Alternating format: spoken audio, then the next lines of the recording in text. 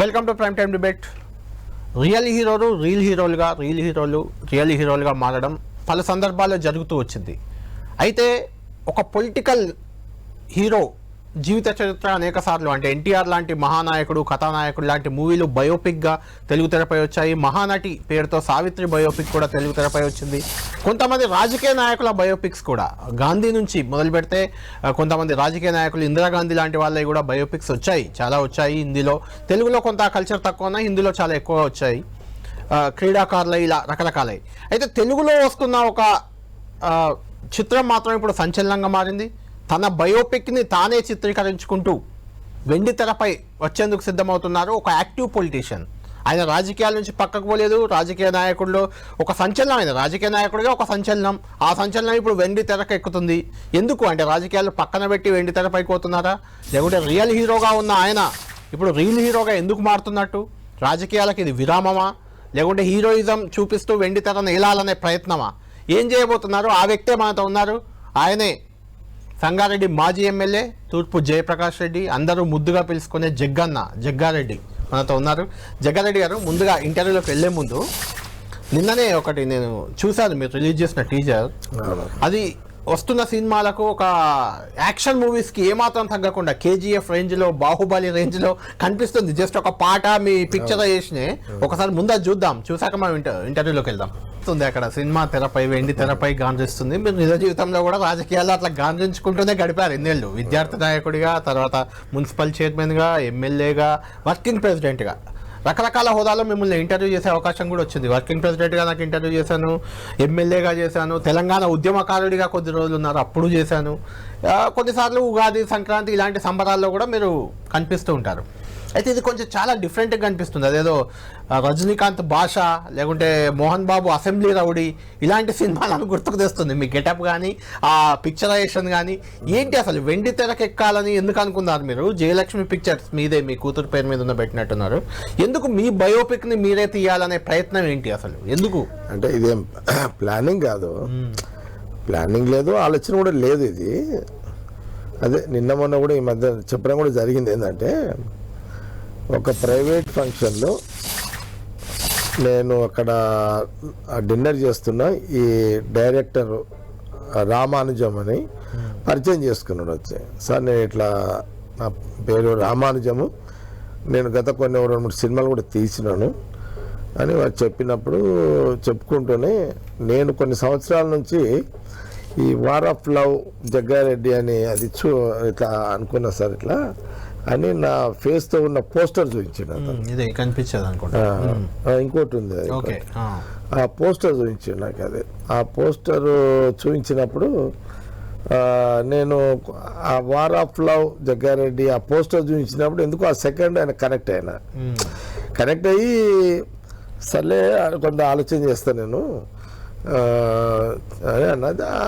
అదే టైంలో అన్నాడు అతను అనమాట, అసలు అంటే మీ టైప్లో ఒక వ్యక్తి దొరికితే అతని ద్వారా మీ పేరు మీద తీయాలని ఇట్లా ఉన్నా సార్, మీ పేరు పెట్టి తీయాలని ఉంది అని చెప్పినప్పుడు, సరే కొంత ఆలోచన చేద్దాంలే, చెప్తలే. కానీ అతనికి ఆ మాట చెప్పిన, మీ వార్ ఆఫ్ లవ్ జగ్గారెడ్డి అనే ఆ పోస్టర్ నాకు కనెక్ట్ అయింది, అందుకే మీతో మాట్లాడుతున్నా. నా లైన్ సినిఫీల్డ్ లైన్ కాదు కదా చెప్పిన. అది అయిపోయింది. ఇక అయిపోయిన కొన్ని రోజులు మళ్ళా డైరెక్టర్ రామానుజం గారు మళ్ళీ మా వాళ్ళకు ఈ పోస్టర్ మళ్ళీ టచ్లోకి వచ్చినప్పుడు మళ్ళా ఒక డిస్కస్ చేసిన, అసలు ఏంది మీది పిక్చర్ ఏందని అంటే చెప్పిండు రామానుజం గారు. చెప్పింది ఏంటంటే, అది ఏం లేదు సార్, ఇద్దరు లవర్స్, వాళ్ళ ఫాదర్ ఒక పెద్ద వ్యక్తి, అతను డామినేట్ చేయాలి అంటే అతని భార్య పిల్లలకు చెప్తుంది, పలానా సంగారెడ్డి జగ్గారెడ్డి ఉంటాడు, అతనైతే చెప్తే వింటాడు అని. ఇది ఒక లైన్ ఉంది సార్, ఇదే లైన్ ఉంది సార్, ఇంకా కథ లేదు, ఇదే లైన్ సార్ అన్నాడు అనమాట. అంటే జగ్గారెడ్డి ఒక రెబల్ స్టార్ గా మారుతుండా ఈ మూవీలో? అంటే అదే రాజకీయాల్లో కూడా రెబల్ స్టార్ మీరు. కేసీఆర్ బీఆర్ఎస్ లో ఉండి కేసీఆర్ పై రెబల్ స్టార్ అయ్యారు, తర్వాత కాంగ్రెస్ లో రేవంత్ రెడ్డి పిసిసి అవుతున్న సందర్భంగా మీరు రెబల్ స్టార్ ఇక్కడ కూడా. ఇప్పుడు రాహుల్ గాంధీకి సన్నిహితంగా ఉన్నారు. సరే, మొన్నటి ఎన్నికల్లో ఓడిపోయారు కాబట్టి కొంత విశ్రాంతి దొరికింది అని మూవీస్ వైపు వెళ్తున్నారా, లేకుంటే సీరియస్ గా మూవీస్ లో ఉండాలని ఆలోచన ఉందా?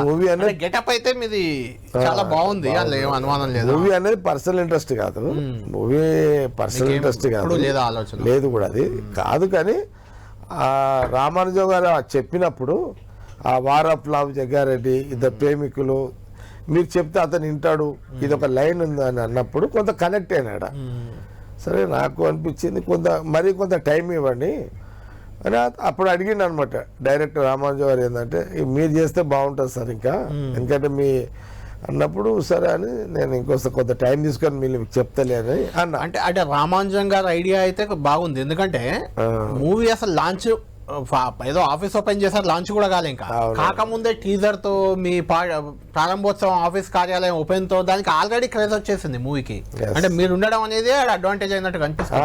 ఆ మాట ఆయన కూడా అన్నాడు, ఎవరు రామానుజం డైరెక్టర్ కూడా అన్నాడు, సార్ మీరు ఉండడంతో ఏంటంటే మీ పేరు అట్లా ఉంటది, వ్యక్తిగతంగా కూడా మీ గురించి మాకు తెలుసు కదా, మేము ఇప్పటి నుంచి కాదు, మీరు 2005-06 నుంచి కూడా మేము అబ్జర్వ్ చేస్తున్నాము, కానీ ఇక మాకు ఎప్పుడు ఆ సందర్భం రాలేదు, కొన్ని సంవత్సరాల నుంచి చేసుకొని ఇట్లా అనుకుంటున్నా, మీరు అనుకోకుండా కనబడ్డారు, మీరుతో మాట్లాడడం, ఇది చెప్పడం, మీరు కనెక్ట్ అయ్యారు, అది ఒక అని చెప్పారు. అంటే జగ్గారెడ్డి గారు, ఇది జగ్గారెడ్డి అనేది మీ పేరే, అది పెద్ద ఏం లేదు కింద. అంటే వార్ ఆఫ్ లవ్ కు మీరు కనెక్ట్ అయినట్టు అనిపిస్తుంది. అంటే మీకు వార్ ఆఫ్ లవ్ అనేది డైరెక్టర్ గా వారు ఎంచుకున్న లైన్, అది రామానుజం ఎంచుకున్న లైన్ అన్నప్పుడు నేను థర్డ్ మీటింగ్ లో చెప్పిన, సరే ఇప్పుడు వాళ్ళ ఏది ఆ పిల్ల తల్లి నా గురించి చెప్తుంది కదా బ్యాక్గ్రౌండ్, చెప్పినప్పుడు నా బ్యాక్గ్రౌండ్ ఒరిజినల్ గానే ఉంది కదా, అదే నీకు చెప్తా, అది మీరు యాడ్ చేసుకోండి అని రామానుజం చెప్పిన అనమాట. అంటే దీనిలో మీ బయోపిక్ గా కూడా చూడాలి. బయోపిక్ అని బయోపిక్ అంటే రియల్ స్టోరీ ఉంటుంది. నేను ఇంటర్మీడియట్ స్టూడెంట్ లీడర్ గా, లేదంటే తర్వాత కౌన్సిలర్ గా, మున్సిపల్ చైర్మన్ గా అనేక సంఘటనలు ఉన్నాయి. ఎమ్మెల్యే వరకు రాదా? ఎమ్మెల్యే దాకా రాదు, అదే చాలా పెద్ద ఎపిసోడ్ ఉంది అదే కదా. అవన్నీ చెప్తే డైరెక్టర్ అవన్నీ ఎట్లా అమర్చుకోవాలో కూడా సరిపోదు వాళ్ళకి. అది అంటే ఏదో మనం ఏదో బ్యాక్గ్రౌండ్, ఫ్యామిలీ బ్యాక్గ్రౌండ్ లో లేకపోతే డబ్బులు పెట్టి రాజకీయంగా వచ్చిన వాళ్ళం కాదు కదా. బేసికల్ గా పబ్లిక్ ఫీల్డ్ లో పనిచేసినాం, పబ్లిక్ ఉద్యమాలు చేసినాము అట్లా. ఆ రోజులలో ఇంకా ఈ రోజులలో ఏం లేవు, ఇంకా ఆ రోజులలో చాలా కష్టంగా నడిచేటి కదా, ఎదగాలనుకున్నానికి చాలా ఇబ్బందులు ఉంటుండే ఆ రోజులలో. కాబట్టి అట్లా వచ్చిన కాబట్టి. అంటే జగ్గారెడ్డి గారు, మీరు యాక్చువల్గా చాలా సీరియస్ పొలిటీషియన్. బీజేపీలో ఉండి మున్సిపల్ చైర్మన్ అయినా, తర్వాత తెలంగాణ మూవ్మెంట్లో బీఆర్ఎస్ ఎమ్మెల్యేగా ఉన్నా, ఆ తర్వాత కాంగ్రెస్ పార్టీ బీజేపీలో మధ్యలో ఎంపీగా పోటీ రకరకాలుగా చేసినా మీరు చాలా సీరియస్ పొలిటీషియన్. ఎప్పుడు ప్రజల్లో ఉంటారు, ప్రజలతో ఉంటారు, చాలా సీరియస్గా ప్రజాసేవే అనే రకంగా ఉంటారు. ఇప్పుడు ఒక దాదాపు ఏడాది కాలం జరుగుతుంది షూటింగ్ అని మీరే చెప్పారు. అంటే ఏడాది కాలం రాజకీయాలకు విశ్రాంతి అయినాయిగా. అంటే ఇప్పుడు నాకున్న ఒక అడ్వాంటేజ్ ఏంటంటే మా గవర్నమెంటే ఉంది ఇప్పుడు. అవును, మా కాంగ్రెస్ గవర్నమెంటే ఉంది, సీఎం రేవంత్ రెడ్డి ఉన్నాడు, మినిస్టర్స్, అంత ఒక వ్యవస్థ ఉంది ఇప్పుడు నేను మరీ టైం ఇచ్చి వాస్తవాన్ని కూడా చేసేది కూడా ఏం లేదు. గవర్నమెంట్ ఉన్నప్పుడు మా వాస్తవం కూడా పార్టీ రోల్ తక్కువ ఉంటుంది కాబట్టి పెద్దగా నాకు టైం స్పేర్ చేసి తిరగాల్సిన అవసరం కూడా ఏం లేదు. కాబట్టి కొంత సీఎం రేవంత్ రెడ్డి ఉన్నాడు, క్యాబినెట్ మినిస్టర్స్ ఉన్నారు, ఇక సీనియర్ లీడర్స్ ఉన్నారు. ఆ వ్యవస్థ ఇప్పుడు జగ్గారెడ్డిగా ఫుల్ టైం ఇచ్చి తిరిగి చేసేదేం లేదు. తిరగదు కానీ ఏడాది కాలం పాటు అసలు ఇక రాజకీయాలకి దూరం ఉంటాడు జగ్గారెడ్డి. గాంధీ భవన్ కూడా రాడు అని మీ సన్నిహితులు కొంతమంది అంటారు, సినిమాలోనే ఉంటాడు ఏడాది పాటు అని. అంటే జనరల్గా ఏంటంటే వాస్తవం కూడా ఇప్పుడు చేసేది కూడా ఏం లేదు కాబట్టి, ఆ సిస్టంలో కూడా లేను కాబట్టి నాకున్న ఈ ఫ్రీ టైంలో ఆ రామానుజం కలవడము కొంత అంతేనా. సరే అంటే నాది కూడా ఏముంటుందంటే, నేను యాక్చువల్గా ఒప్పుకోవడానికి కూడా కారణం కూడా ఏంటంటే, నాది చాలా కొంత అంటే నిజంగా నేను ఒక నా ముఖ్యాంశాలు 3 అయితే నేను డైరెక్టర్ గారికి చెప్పాను, అవి చాలా కొంత ఇప్పుడున్న జనరేషన్కు ఇట్లా కూడా ఉంటారా అంటే నా తీరు చాలా మంది వచ్చి ఉంటారు. నేను ఒక్కనే అంటలేను, చాలా మంది లీడర్స్ చాలా మంది ఉంటారు, ఎవరిది వాళ్ళకు ఉంటుంది. కానీ నాది భిన్నమైనగానే ఉంటుంది. నేనేంటంటే నేనేం రిజర్వేషన్ కోటాలు వచ్చిన లీడర్ కాదు. అందులోకి మీది నేను టోటల్ గా ఫైట్ చేసుకుంటూ వచ్చిన అనేది మీ ఆలోచన విధానమే రెబల్ గా ఉంటది. ఎందుకంటే తెలంగాణ మూవ్మెంట్ ఉధృతంగా సాగుతుంటే సమైక్యాంధ్ర అన్న ఒక ఎమ్మెల్యే మీరు చాలా సీరియస్ గా అంత ధైర్యం ఆ రోజుల్లో ఎవరు చేయలేదు.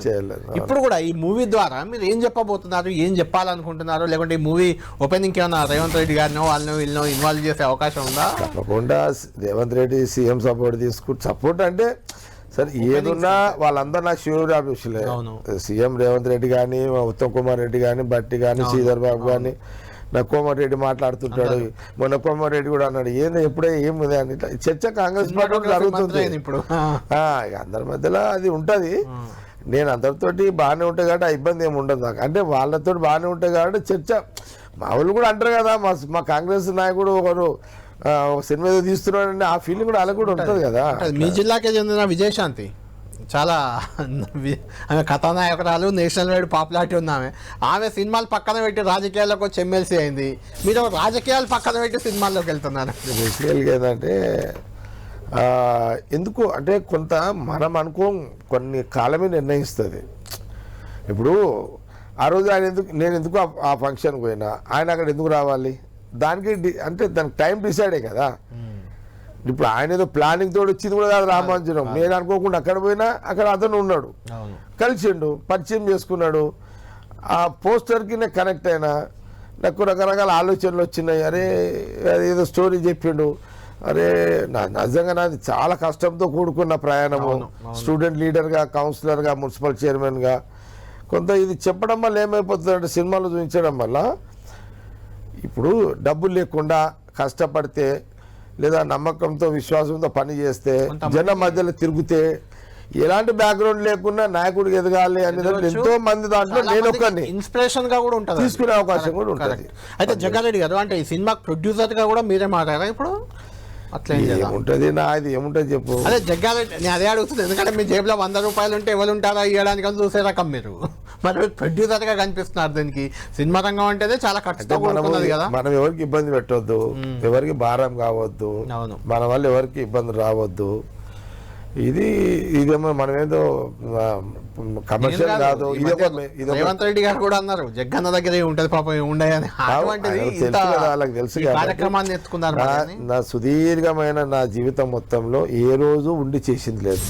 ఏది వచ్చినా ఆ టైంకి ఏదో కాలం కలిసి వస్తుంది, లాగేస్తా అంతే. అంతేగాని పెద్దగా ప్లానింగ్ ఏమి ఉండదు. రైట్, మీరు అన్నట్టు ట్యాగ్ లైన్ విషయానికి వద్దాం. వార్ ఆఫ్ లవ్ అంటే జగ్గారెడ్డికి కూడా ఏమన్నా లవ్ స్టోరీ ఉందా గతంలో? ఇందులో ఆ స్టోరీ కూడా లేదు.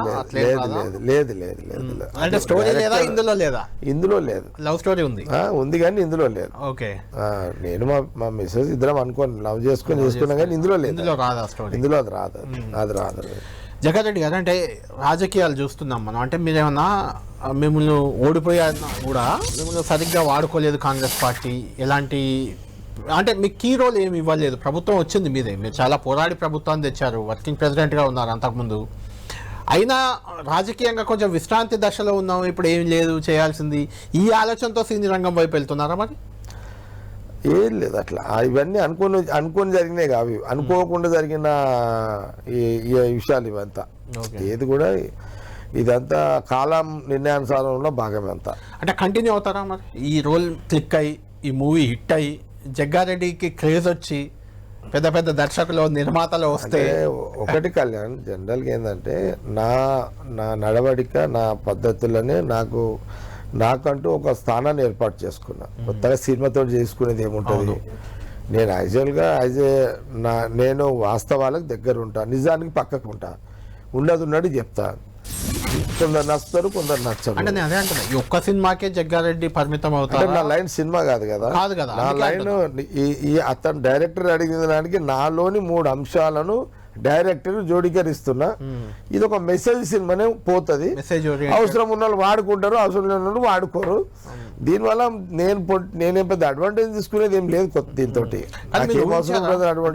అడ్వాంటేజ్ గురించి అంటలేదు, అంటే మీరు ఊహించారా ఇట్లా మీరు మీ పేరుతో ఒకటి మూవీ వస్తుంది ఇట్లా బయటకు క్రేజ్ వస్తుంది? అసలు ఆలోచన లేదు. వచ్చినాక కూడా ఇంత క్రేజ్, ఇంతమంది మీకు ఈ మూవీ ఏంది అదేంది ఇదేందని చర్చలు ఇవంతా అనుకున్నారా అసలు? జనరల్ గా ఇది అనుకోకుండా నేను ఇది యాక్చువల్ అంతే కదా. ఇప్పుడు రాష్ట్ర రాజకీయాల్లో జగ్గారెడ్డి అనే ఒక వ్యక్తి ఒక స్థానాన్ని అందరూ నాయకులలో నేను ఒక నాయకుడిగా గుర్తింపుగా తెచ్చిపెట్టుకున్నా. దానికి కష్టపడ్డా. దానికి మొత్తం కూడా నేను ఎంత కష్టపడ్డానో ఆ రిస్క్తో కూడుకున్న ప్రయాణం చేసినప్పుడు నాకు కొంత గట్టిగా స్థానాన్ని ప్రజలు నాకు అవకాశం అక్కడ ఇచ్చేసారు నాకు అది. కాబట్టి నేను కొత్తగా దీంతో ఇప్పుడు ఆ డైరెక్టర్ కూడా నా పేరు ఆ పాపులర్ ఉందనే కదా డైరెక్టర్ కూడా పెట్టుకున్నది. నేను పెట్టమని చెప్పింది కూడా కాదు కదా అది.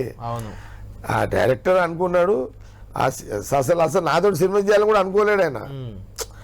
అదే వార్ ఆఫ్ లవ్ జగ్గారెడ్డి అని పెట్టుకున్నాడు. ఈ పేరు మీద అట్లా వచ్చేసరికి ఆయన కలిసిన తర్వాత కొంత నాది నిజమైన సంఘటనలు యాడ్ చేస్తున్నారు. జగ్గారెడ్డి గారు, మీ రాజకీయాల్లో మీ భార్య నిర్మల గారు కానీ లేకుంటే మీ కూతురు జయ గారు కానీ ఎక్కువగా మీ తోడు నీడగా ఉంటూ వాళ్ళు మీ వెంట ఉంటారు రాజకీయాల్లో. మీరు ఇలా ఒక మూవీ తీస్తున్నా అన్నప్పుడు కానీ ఒక చర్చ వచ్చినప్పుడు కానీ వాళ్ళ రియాక్షన్ ఏంటి? అంటే జనరల్గా నా కూతురికి ఒక అభిప్రాయం ఉంటుంది కానీ చెప్పదు. అంటే ఇవన్నీ ఆలోచనతోటే చేస్తాడు. ఆమె అంతా నన్ను అంత స్కానింగ్ ఉంటుంది ఆమెకు. అబ్బో ఈయన ఏది బయటపడాడు చెప్పాడు, ప్లానింగ్ తో ఉంటాడు అనేది ఆమె గ్రహించుకుంటా. ఆమెకు తెలుసు. నా కొడుకు ఏమో కొంత అంటున్నట్టు ఉంటాడు. రాడు ఇళ్ళకి రాడు అన్నకి రాడు, కామ్గా ఉంటాడు అనమాట. నేను చిన్నగా ఉన్నప్పుడు అట్లా కామ్గా ఉంటుంటే సేమ్ అంటే ఇక్కడ కూడా మీరు డిఫరెంట్ నన్ను అడిగితే. ఎందుకంటే కొడుకుల్ని ఎక్కువగా రాజకీయాల్లోకి తెస్తారు నాయకులు. మీరు కొడుకును పక్కన పెట్టి కూతుర్ని భార్య తెచ్చారు. నేను తీసుకురాలే, వాళ్ళే వచ్చారు. నేను ఎవరిని కూడా తీసుకురాలే. అనుకోకుండా అప్పుడు 2017 ఇష్యూ తర్వాత నా కూతురు వచ్చింది. రావడంతో జనాలు ఆమె యాక్సెప్ట్ తీసుకున్నారు. మా కొడుకు పెద్ద దూరమే ఉంటాడు వాడు. ఇక నా భార్య అంటే మిస్సెస్ అయితే భార్య అయితేనేమో ఆమె ఇప్పుడు కాదు కదా, కాలేజ్ చేస్తున్నప్పటి నుంచి ఆమె కొంత ఫీల్డ్ అయ్యి నాది అంత పాట అప్పటి నుంచి ఆమె చూస్తుంటది. ఆమె ఫ్రెండ్లీగా ఫాలో అప్ లో చూస్తుంటారు, వీళ్ళు ఫాలో అప్ లో చూస్తుంటారు. మొన్న కూడా ఓడిపోయినా కాబట్టి సీఎం రేవంత్ రెడ్డి కార్పొరేషన్ ఆయనే అన్నాడు, నేను కూడా అడగలేదు, ఆయనే అన్నాడు. అన్నా ఇప్పుడు ఎట్లా నీ ప్రోటోకాల్ లేదు కదా కాన్షియస్లో, నువ్వు ఎమ్మెల్యే లేవు కదా, అక్కడ పెడతా కొంత ప్రోటోకాల్ ఉంటుంది, ఇబ్బంది ఉండదని ఆయనే అన్నాడు. అన్నప్పుడు నేను అడిగిన, సరే ఎట్లా ఇవ్వాలనుకుంటున్నావు కదా, నేను నా కోటలో ఇస్తున్నా అది కూడా అని అన్నాడు ఆయన. అన్నాడు నా కోటలో ఇస్తున్నా అంటే ఇచ్చేది ఏదో ఏసీ కొంత డిగ్నిటీగా ఉంటుందని చెప్పిన, అదే ఇచ్చిండు. అంటే జగ్గారెడ్డి ఒక దశలో రేవంత్ రెడ్డి పిసిసి అధ్యక్షుడే కావద్దన్న జగ్గారెడ్డి ఆ తర్వాత ఇద్దరి మధ్య మంచి బాండింగ్ వచ్చినట్టుంది. ఎట్లా అంటే ఇప్పుడు కాంపిటీషన్ మీరే కావాలనుకున్నా, కాంపిటీషన్ లో వ్యతిరేకించిన అదొక పార్ట్ అంతే. ఇప్పుడు ఆస్తి పంపకాలలో అన్నదమ్ములు కొట్లాడుకుంటారు, పంచుకున్నాక ఎవరు పనాడు చేసుకుంటాడు. ఇది కూడా అంతే, ఇది కూడా సింపుల్ అంతే కదా. అయితే జగ్గారెడ్డి గారు, మీరు మధ్యలో ఒక కామెంట్ చేశారు, మీరు ఇప్పుడేమో లైటర్ వేలో సినిమాల వైపు పోతున్నారు, సినిమా చేస్తున్నారు, కానీ ఇంకో 10 ఏళ్లకు నేనే సీఎం అని కూడా ఒక ప్రకటన చేశారు. నేను అన్నా అందులో తేడా లేదు. అంటే సినిమా రంగంలో వచ్చిన క్రేజ్ కూడా సీఎం 1 year బ్యాక్ అన్నా వాస్తవమే. సంవత్సరం క్రితం దసరా సంగారెడ్డి దసరా ఫెస్టివల్లో ఓ పనిగా నా గోల్ ఇదని అన్నా. నా గోల్ 10 ఏళ్ల లోపు ఈ రాష్ట్రానికి ముఖ్యమంత్రి అయ్యి నాకు నా ఆలోచనలో ప్రజలకు పంచాలనుకుంటున్నాను, నా గోల్ అది. ఈ గోల్లో 1 year అయిపోయింది, ఇంకా 9 years ఉంది. ఇప్పుడు సీఎం రేవంత్ రెడ్డి ఈ టర్మ్ పూర్తి చేయాలి ఆయన, ఇంకా 3.5 ఏళ్ళు కంప్లీట్ చేసుకోవాలి, అది అయిపోతుంది.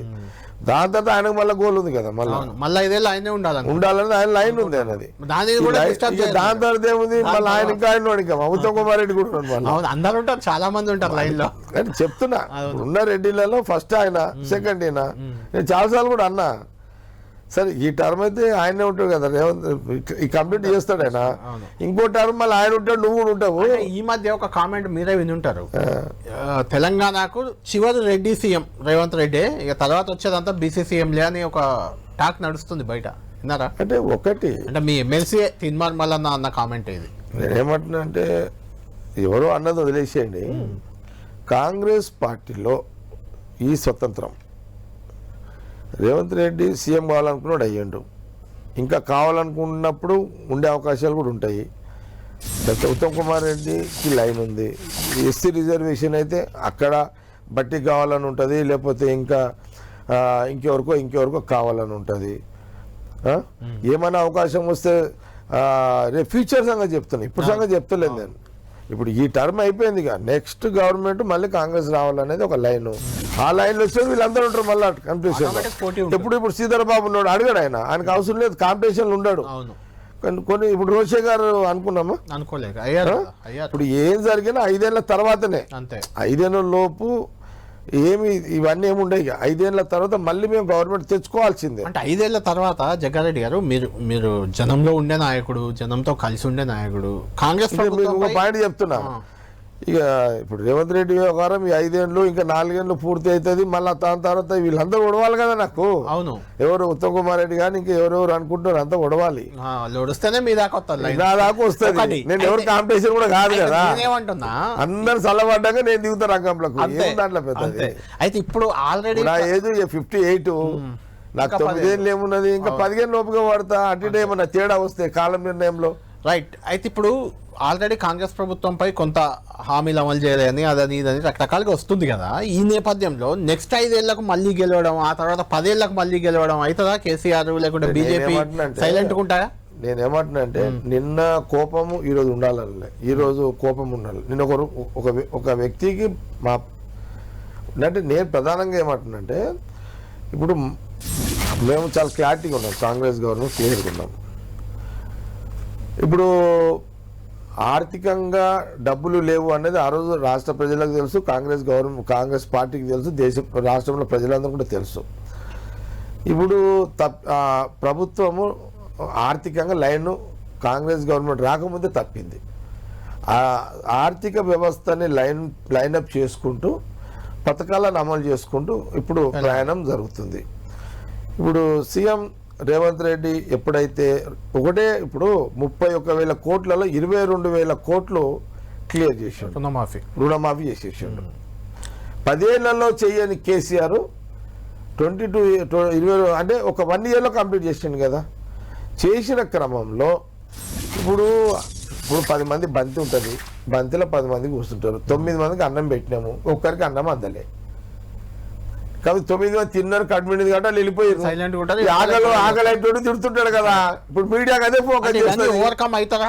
ప్రభుత్వం ఓవర్కమ్ అవుతుందా?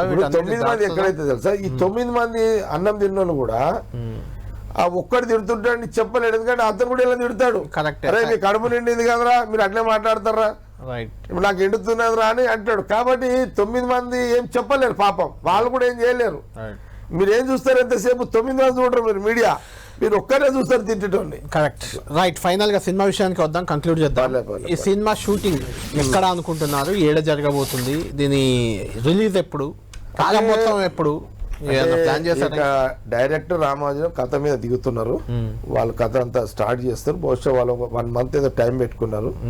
వాళ్ళ రైటర్స్ వాళ్ళంతా నిన్ననే కదా ఆఫీస్ కూడా వాళ్ళకి చేసి ఇచ్చిన. ఇదంతా అయిపోయిన తర్వాత మళ్ళీ నేను కొంత షేర్ కూడా చేస్తా వాళ్ళతోటి. కొంత ఫ్రీగానే ఉన్నావు కాబట్టి వాళ్ళతో మాట్లాడేది కూడా చేస్తాను. హైదరాబాద్ వాళ్ళు డైరెక్టర్ ఎక్కడ అనుకుంటే అక్కడ వాళ్ళకి అవకాశం ఇస్తాను.